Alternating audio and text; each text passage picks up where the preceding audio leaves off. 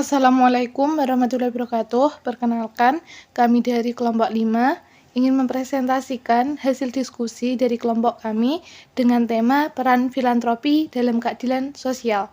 Sebelumnya, perkenalkan saya Saifa Maulida dengan NIM 2020410010 dan teman saya Qosidatun Nuriyah dengan NIM 2020410012.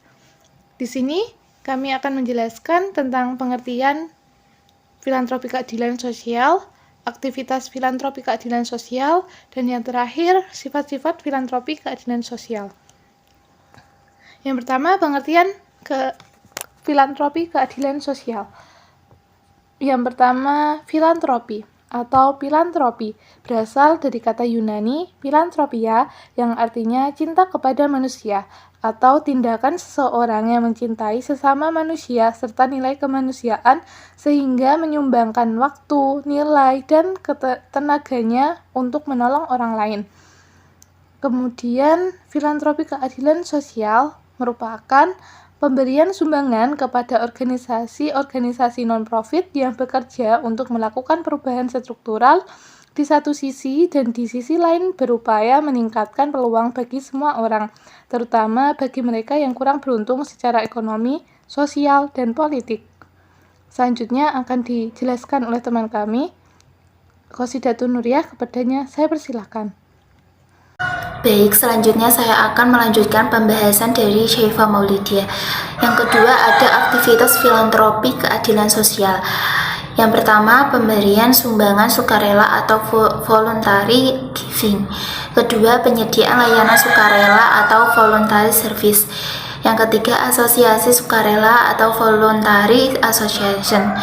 Yang keempat, dharma produktif. Menurut Community Foundation of Canada dan Social Justice Grantmaking Ridwan, ada 4 peran yang dapat dimainkan oleh lembaga filantropi. Yang pertama, tindakan, yaitu tindakan apa yang akan dilakukan untuk meningkatkan kapasitas individu dan komunitas melalui partisipasi mereka untuk bersaing secara adil dan menggunakan pilihan mereka sendiri. Yang kedua, inovasi yang artinya organisasi memainkan peran agar institusi menjadi lebih efektif dalam perjuangan melawan kemiskinan. Yang ketiga, pembelaan organisasi diharapkan dapat melakukan advokasi untuk menjamin bahwa individu dapat diperlakukan secara adil dan kebijakan publik dapat diarahkan untuk memperbaiki kondisi masyarakat. Yang terakhir, peningkatan kapasitas, di mana organisasi berperan untuk meningkatkan kapasitas individu maupun komunitas agar dapat mengurangi ketidakadilan, meningkatkan daya tawar, meningkatkan harga diri, serta akses informasi. Pembahasan yang ketiga yaitu ada sifat-sifat filantropi keadilan sosial.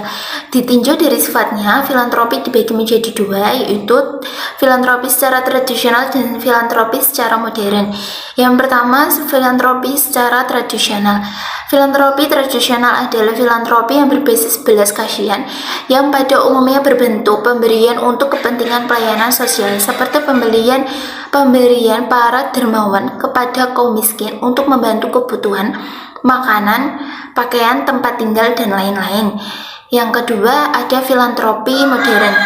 Filantropi modern yang lazim disebut filantropi untuk pembangunan sosial dan keadilan sosial merupakan bentuk kedermawanan sosial yang dimaksudkan untuk menjembatani jurang antara si kaya dengan si miskin.